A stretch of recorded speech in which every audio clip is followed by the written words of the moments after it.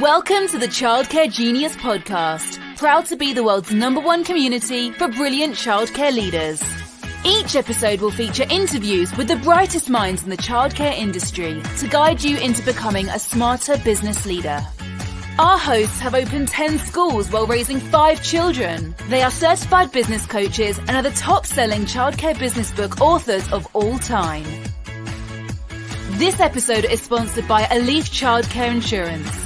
Give Blake a call at 972-232-2258 to get a free quote on childcare business insurance today. Let's welcome to the Childcare Genius podcast our hosts, Brian and Carol Duprey.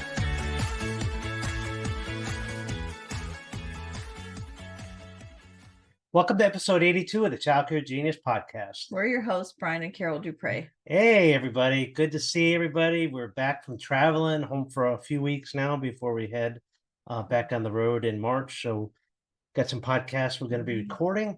And today we're doing a joint episode. So we're actually working together today, and we're going to be the guests of the podcast. Before we get started, wanted to let you know that we're doing a free webinar in March 19th.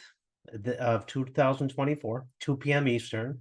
I'm going to do a free webinar on how to get leverage in your childcare business.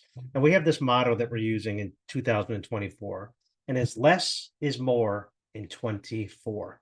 How would you like to work less and get more done? Work less and make more money. That would be great, wouldn't it? We're going to teach you how to work smarter, not harder, and how to be more efficient. Now, Carol, at our Vegas childcare conference, going to be teaching how to do a 4-hour work week, and she does a 4-hour work week every week with her childcare center. She runs everything in only 4 hours, and she's going to teach that. We're going to teach some of those tactics on that free webinar, not all of them, just maybe a couple of them. And so March 19th, 2 p.m. Eastern. Visit childcaregenius.com to register for that event. So exciting news! The next couple weeks we are going to have guests. We have some guests lined up. And they're all multi-center owners, and they're all going to be talking about some of the challenges and some of the successes of having multiple schools. So if you've ever wanted to open a center or open a second school or multiple schools, you definitely want to tune in over the next 4 to 5 weeks as we have multi-center owner guests come in, and we have some really good speakers lined up. So today we're going to be talking a little bit about the 10 Commandments. Not the 10 Commandments that you guys are probably thinking about. We're going to talk about the 10 Commandments of childcare profitability. And so a lot of times we have met owners, Carol, that profit kind of eludes them, doesn't it? They're losing money. They're barely breaking even. We see that a lot, don't we? Yeah, we do. Like profit is a 4-letter word in childcare sometimes. And you should never be ashamed of making a profit. Unless you're a nonprofit, and your goal is not to make a profit. But profit is what pays the bills. Profit's what bonuses your teachers. Profit pays the lights on, and profit pays your salary. And profit also puts in a bank for expansion because it takes money to add to locations as well. So we've never been afraid to talk about it. Not many coaches do, but we do. And we are very pro-profit at Childcare Genius. So we're going to talk about the 10 Commandments of childcare profitability that we put together today. So what's the first one? Thou shalt not overpay staff. Oh, goodness. This is probably rule number 1, the first commandment. And there's no particular order we've done this in, and none of them are more of a priority than others, but all cumulatively, we've noticed throughout time are profit killers. Yeah, we actually just talked to a center that wanted to sell, and their staff are so overpaid that they're losing money. And that's the main reason, because their staff are way overpaid. And we didn't want to buy it because then you're inheriting all these massively overpaid teachers. You'd have to let them all go. It wouldn't be a profitable thing from the beginning too. So it definitely hurts the business all around. When you have extra profit, bonuses are better than increasing the hourly rate. Yes, much better to bonus your staff than to increase it in the hourly, because it's hard to take away an hourly pay, much harder to remove a bonus. I remember when gas was over $5 a gallon, we temporarily instituted we gave them gas money every week. Yep. They gave everybody a certain amount per hour that they could use for gas. When gas dropped below $4, we pulled that away. We actually used that as an incentive. We only gave it to them if they didn't call out for the week. Ooh, that was a good one. Yeah. Yeah. That little gas thing. But you could see that was a bonus that was given and it was taken away. But if we would have put that into their hourly pay, you can't. I Right. mean, they're like, "What do you mean you cut my pay?" They don't see it as that because it's bonus line item. Your hourly pay stays the same. So as the economy, this is as we're recording this in early 2024, and you could be listening to this years from now. The economy is starting to cool down in America right now. And as they slow down and cool happens, for the last couple of years, tuition has been skyrocketing upward, salaries have been skyrocketing upward, and it's starting to level out now. And actually, you're going to start seeing salaries start to cool down and actually probably work their way backwards a little bit. And you're going to see tuition probably stabilize a little bit more. You won't see these 10 to 20% increases every year. They're probably going to start leveling out too. So yeah, be careful when you open a brand new school. One of the biggest mistakes I've noticed is to overpay from day one in the first school. So if you do not have a school open yet, that's something you really have to be careful of. Like, oh, I want to be the best school in the area, so I'm going to pay my teachers the most. And you think you're going to attract and steal all these teachers from other schools, and you may succeed with a couple. First of all, you're going to be hated by everybody in your area because you're that one that you're taking all the teachers in there, but you're also hurting the whole area because you're by not paying the market rate, you could actually be hurting the whole area and raising the wages of everybody in the area, which is actually hurting. It should be a market rate. Just be careful about that. Go with the market rate to start, and you'll be fine. Don't use that as your bidding war. But I can promise you, I've had clients on day one, they've had to get, oh God, 110, 115 kids just to break even, and that's 60% of the license capacity just to make a profit and break even. And a lot of it has to do with overpaying on day one. So, okay, moving on to number 2. Thou shalt not be overstaffed. Overstaffing is a huge profit suck. Yeah. And it's one of the areas that makes my eyes bleed when it happens at my own schools. And Carol's really good about this, and I was really good when I ran the company. What's some ways you could avoid being overstaffed, Carol? You can maximize your classroom space. If you have a classroom that holds 10 kids, put 10 kids in it with 2 teachers. Don't put 7 kids Talking in it. toddlers and not It depends on where you are, but true. right. Yeah, Yeah. If the ratio is 1 to 10, 1 teacher, ratio Right. is 1 to 5, then 2 teachers. So make sure you're doing it make sure you're maximizing ratios. Right. Because if your teachers say, well, 10 toddlers are too hard, we only want to do 7, and you're doing 7, it may make their life easier, but you're losing a lot of money. And fill every classroom, and that's right there with that. Yeah, so let's just say you have one toddler room that has 3 kids in it and another toddler room that has 2 kids in it. Why are you not combining them into one toddler room with 5 children? So what their age is, just you have to look at it all together and try to fill every classroom and not be overstaffed. Yeah. And let's just say you have 5 toddlers and somebody calls up and wants a toddler, that's 6th toddler. Well, if you take that kid, you're probably gonna have to hire a new teacher, right? Well, 1 teacher, 1 kid means you start losing money in that room. Don't be afraid to get on wait list. Right. Till you get 2 or 3 kids in the room and then open it up to a new one and have the teacher come in as well. Don't just hire a teacher for 1 kid. That creates overstaffing. Right. Any other ideas?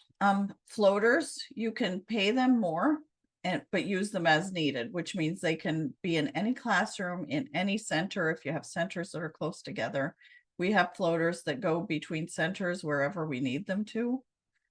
And also spot check your staffing levels.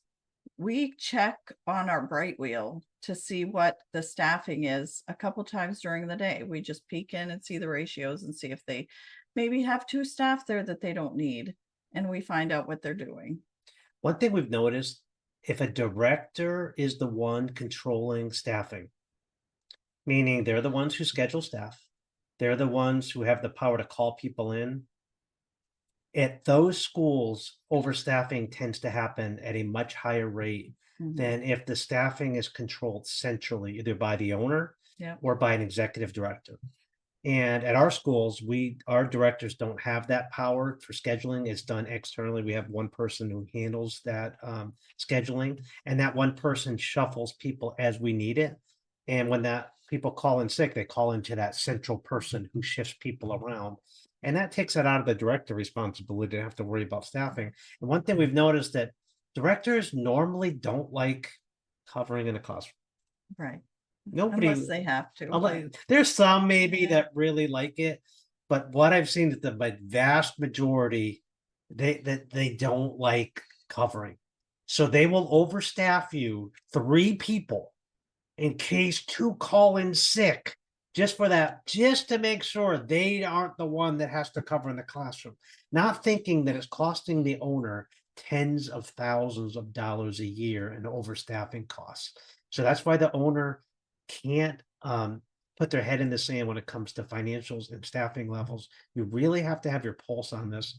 I'd say, yes, you could trust your people, but as Ronald Reagan always said, trust but verify, and double check and spot check. And nobody's going to hold your finances tighter than the owner.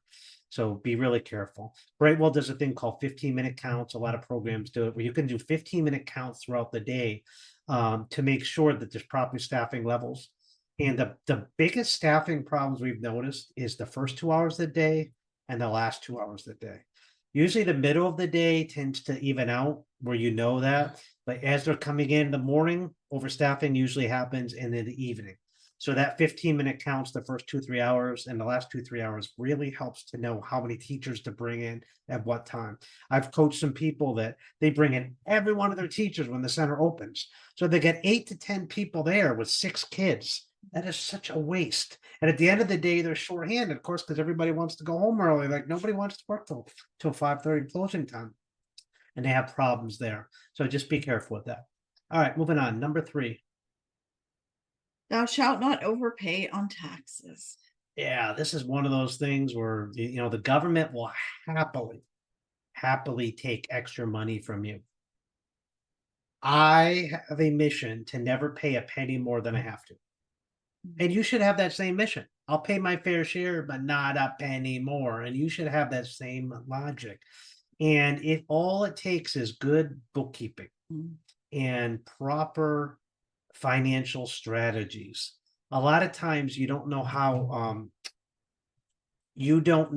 to document, meaning like, what do I keep track of? Well, your mileage, if you're doing mileage meals, your receipts, if you do business lunches, if you take your director out to lunch, you buy it through the company, you expense it out, you save that receipt and you claim it. So it's little things like that. If you do proper documentation, it'll save you thousands of dollars a year on taxes. For every 1,000 miles you drive, you get like $650 off your taxable income. And that saves you $200 in taxes for most people. So every 1,000 miles, Carol's probably driving 1,000 miles a week in the daycare, driving back, forth, around, and our teachers do too, our staff does too. So those miles add up, and you have to document those, and just to save money in there. So, and having a CPA, if you're a multi-center owner or a center owner that does $500,000 a year of revenue or more, have a CPA. Don't have an accountant. CPA should be doing your taxes. They have much higher training and then much better strategy. Just no reason to overpay. Just make sure. And corporate structure, make sure you have a proper corporate structure so you optimize taxes as well. So talk to your CPA about that.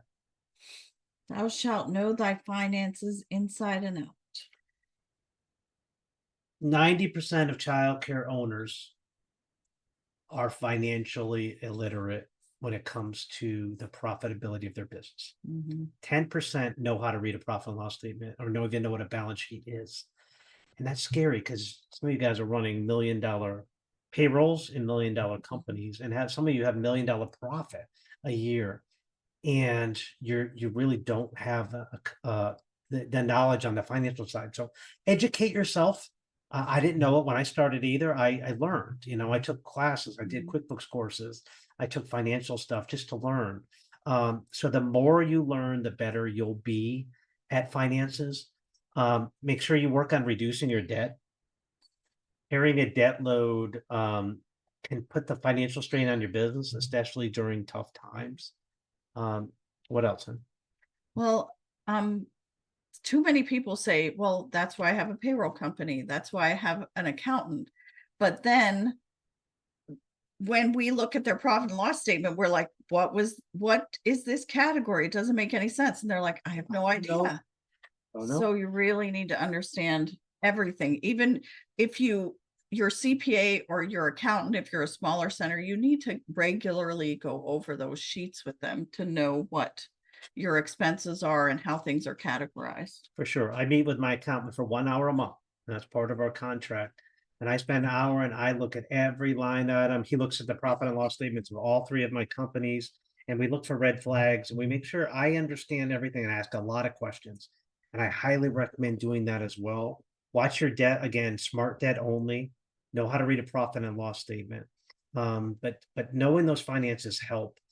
And again, the farther you are from the activity, the less you're going to know. Meaning that the more you delegate to somebody else without knowing it yourself, the less you'll ever know about it. So if you have somebody doing all your bookkeeping, all your accounting, you probably have no idea how much you spend in daycare supplies a month or a year, and your payroll costs, and how much your profit percentage is.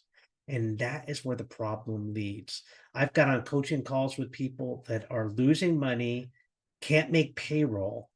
And these are people that just don't know finances. And you're risking your entire operation.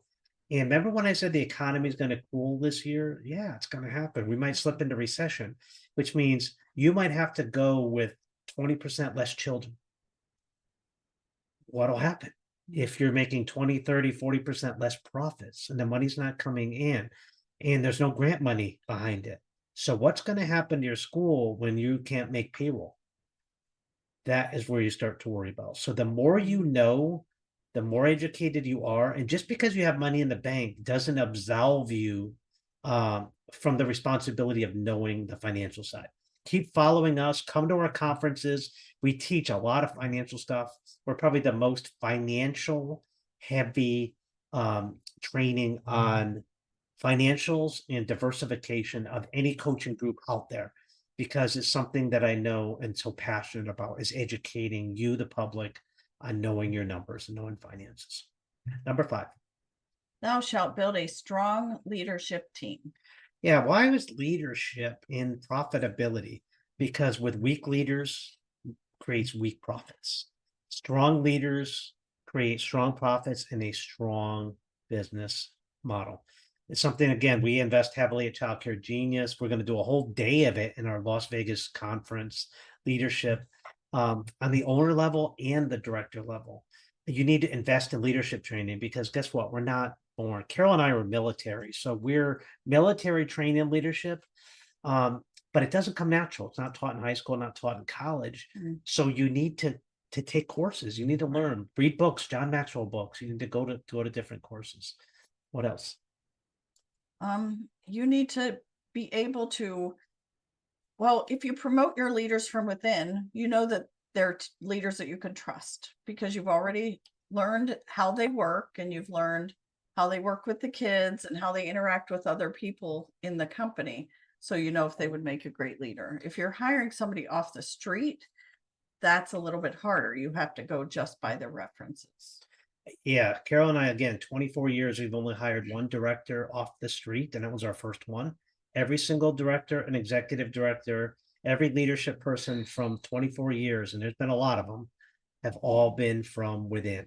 And a lot of our directors were formerly substitute teachers, then assistant teachers, then teachers, and then assistant directors, then directors, and then some of them regional directors or executive directors, and even operations managers. So everyone has started at the bottom. And we don't have a single director that we hired as a director. They've all worked their way up in our company. And that way we were be able to handpick them and trust them. So it wrote about it in several of my books to invest in a farm team. Like a baseball, you have a team that's a junior team that you pull to the big leagues. Well, the big leagues is your directors, your leadership team. And your farm team is where the teacher pool is and your assistant teachers. And you look for people that know how to lead. They're self-starters. They're people that take responsibility for their actions. People who show up early, leave late, don't complain, not are negative Nellies. That's who you're looking for leaders. And then you go pluck them out. You don't say, hey, do you want to be a director? What you say is, you know what? I look at you and I see a leader. I think you have an amazing leadership skills. And you know what? I've been impressed by you. I'd like to give you more responsibility. You don't scare them right off on day one. Say, I want you to run my business. You start giving them a little bit more responsibility. Hey, can you help me with this scheduling? Can you help me with this? Let's put a budget together for this. You see how they handle the little leadership tasks, and then you slide them into a lead teacher role. Then you slide them into an assistant director role, and then you work them up into a director role. Make them earn it and have them work it up. And make sure you're having weekly meetings with your directors. And as the owner, you lead these meetings until you have a regional manager that takes over that responsibility from you. But having strong leaders is the key to a profitable childcare center. And thou shalt have a recession plan. Number 6, have a strong recession plan. If you were to lose 25% of your children tomorrow, what's your plan? Your income drops by 50%. What's your plan? Can you still make payroll? How much do you have in savings? How many months can you do payroll losing money? Have you put that plan together? We call it plan B. And what's your plan B that's going to be if the poop hits the fan in this country? How are you going to make sure your employees don't have to be lose their job because you mismanage their finances? Yeah, people that were in business in 07 learned this the hard way. Yep. Carol and I were smart. We had a recession plan together. When 07, 08 hit, we went out and bought 3 schools because our competitors didn't have a plan and we did. And we always keep cash on the sidelines for those opportunities for expansion. And you can get things at pennies on the dollar at that point. In our state, they even cut what they were paying us for funding children. Yes. And a lot, yes, we had I remember that, like a $50,000 to $100,000 hit on subsidy, which was a big hit for us, but we had a big enough plan that we didn't care. That was a little blip, but other people, it put them out of business because they didn't have a plan. If we were able to take their schools from we were to buy them, but at a really, really, really good price. So having a recession plan, have that rainy day fund, keep your debts low and your savings high. Yeah. And keep in mind that recessions are amazing growth opportunities to go out. And I'm telling you, in 2024 and 2025, there is going to be a lot of schools that fail. I've been talking about this for a while. There's too many schools right now. The government has been giving a lot of subsidies and a lot of grant money and artificially propping and actually putting the thumb on the free market. And there's too many schools right now. And you say, well, wait a minute, it's not. There actually is.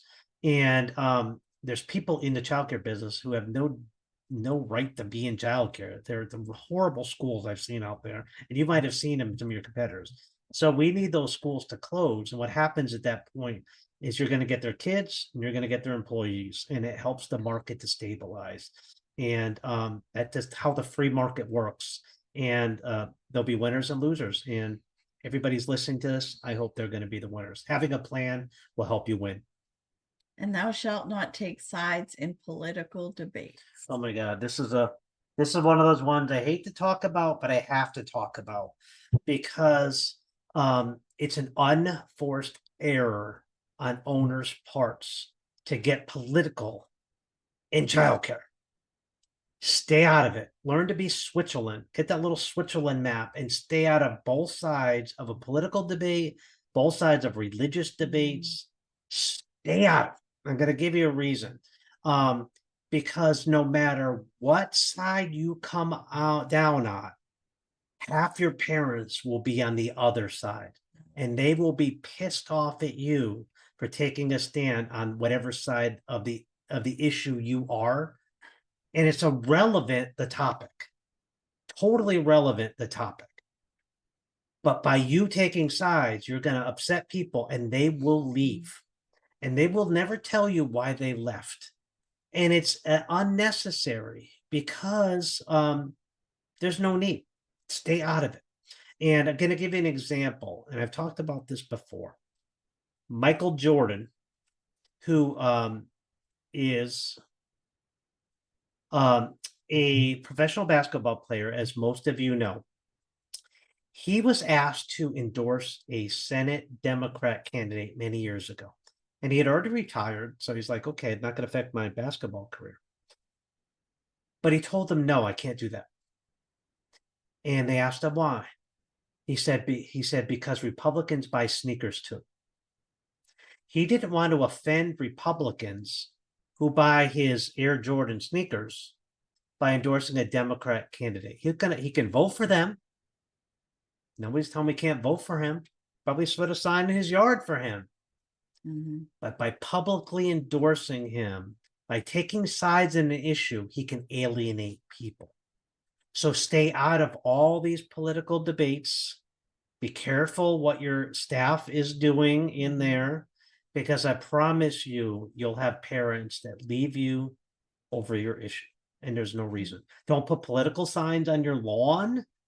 I don't care who it's for, what issues. Stay out of politics totally on either side of all issues, and have your staff do the same thing. Just be Switzerland. And Facebook. Watch your Facebook posts. Be careful of what you post because people are watching. Stay neutral.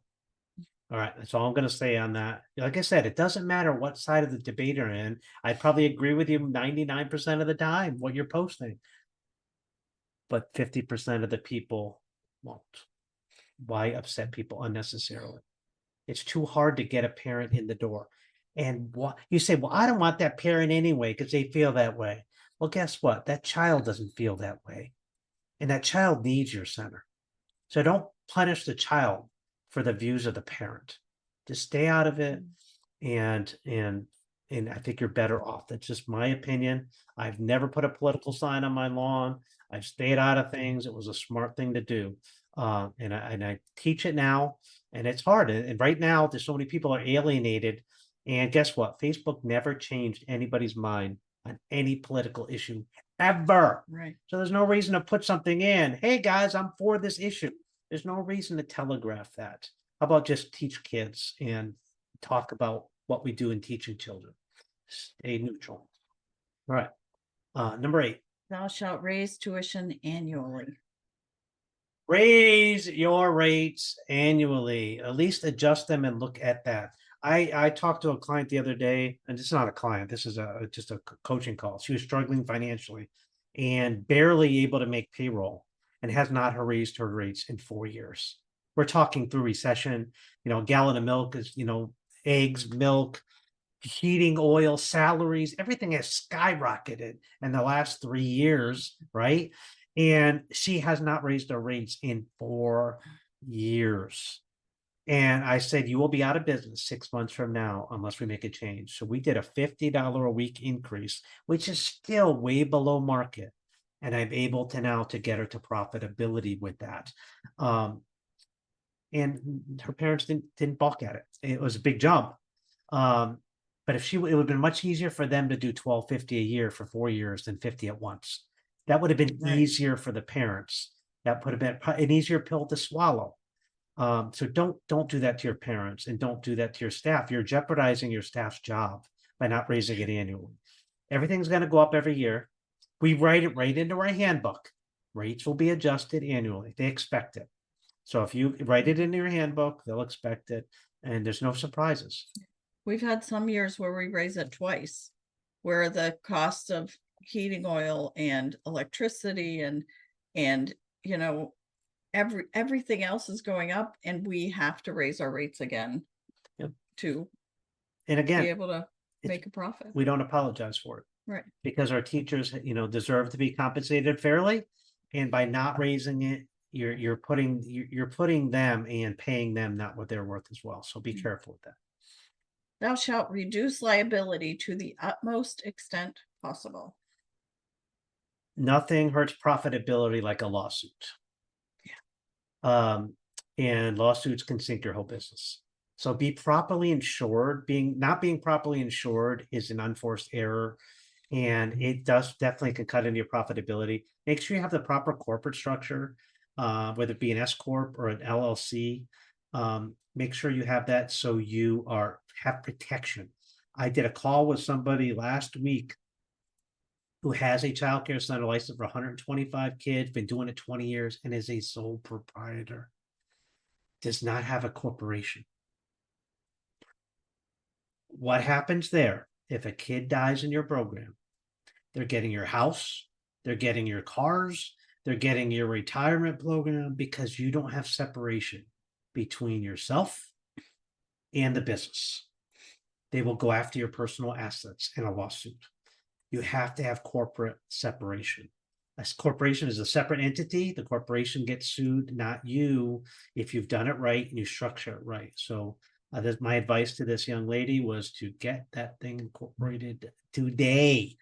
Start getting protected in case something bad happens, because it will happen. Make sure you have a thing called employment practices liability insurance, and also non-owned auto as a rider. If you ever have a teacher go to the store to get something or drives between locations, make sure you have this rider. So if they were to get into a car accident and kill somebody, more than likely they're going to go after you, even if they're off the clock and clocked out, because they were traveling on an assignment for you. And you say, well, they have insurance. Their insurance is going to come after you as well, and them. Mm-hmm. So have this policy. It's a very inexpensive rider to put on your policy. So have these, and you will protect yourself from liability. Thou shalt not make false assumptions. Yep. Number 10, last one. Never assume that your school is doing well. Mystery shop yourself. Test quality assurance your own directors. You say, well, I mystery shop my competitors. Yeah. Always do it to yourself at the same time. Do an apples and apples comparison. If you're going to send somebody to shop your competitor, shop yourself at the same time and have them tell you candidly if your school was better than theirs. And be ready for that come to Jesus moment when they say, no, I'd probably rather take my kid to the competitor, and why. Mm-hmm. And you want that honesty that they'll be able to tell you what they like better about their program than your own. Never do the competitors without doing yourself as well. You need that apples to apples comparison. You want to make sure you monitor those tour conversion rates to ensure that your directors are closing the right percentage. I know I would look at that every month. I'd look at my CRM data to make sure each one of my directors, I'd rate the closing percentages. I know what my best director was closing, and I also know what my worst director is. So always know who your best closer is and your worst closer. I'd always work to try to improve the worst closer. And if they're not closing 20% of their tours, you need to replace them. 35 to 40% is the national average for closing tours. It's about 33, 35, somewhere in there. If they're closing half that, they need to be retrained or replaced. And anybody can give a tour. They don't have to be the director. You could teach her to be the tour giver. You're looking for somebody with sales skills. And we're going to teach this a lot at our Las Vegas conference. I'm actually doing a session on how to sell.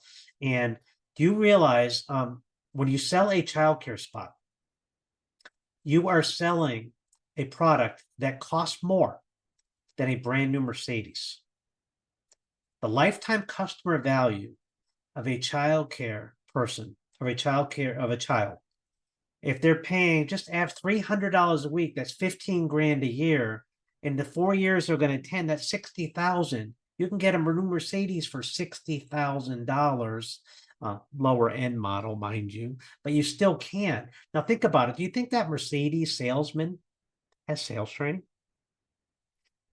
How about every salesman on the planet, that sells cars, goes through hours, hundreds of hours of training to sell?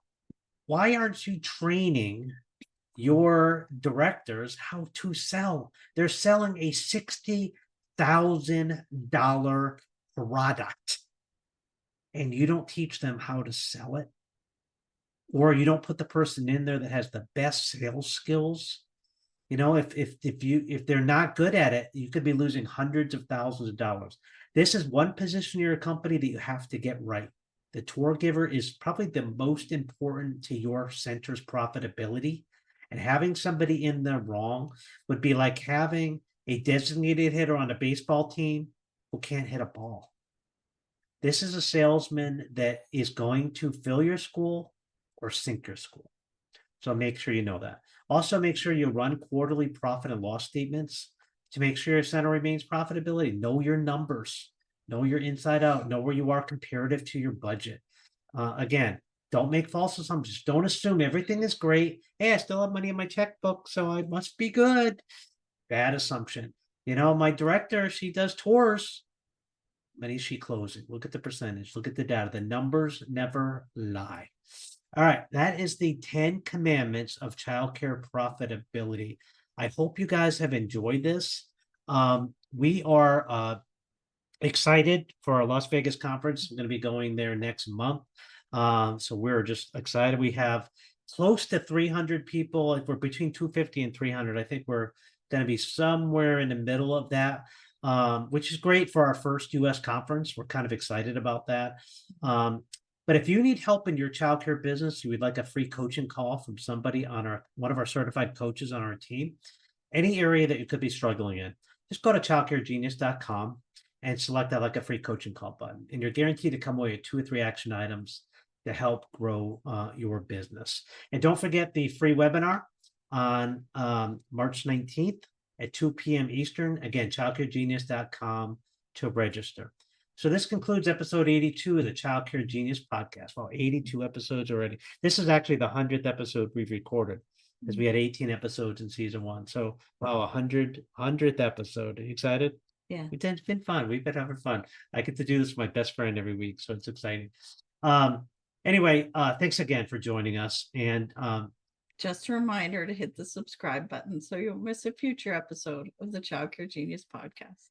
We will see you next week with some multi-center owners. Bye-bye. Bye. Thank you for listening to the Childcare Genius podcast. If you enjoyed the show, please do us a favor and hit the subscribe button so you don't miss a future episode. Don't forget to visit our website at childcaregenius.com to see a list of services we offer to help grow your childcare business. Until next time, thank you for being a part of the Childcare Genius community.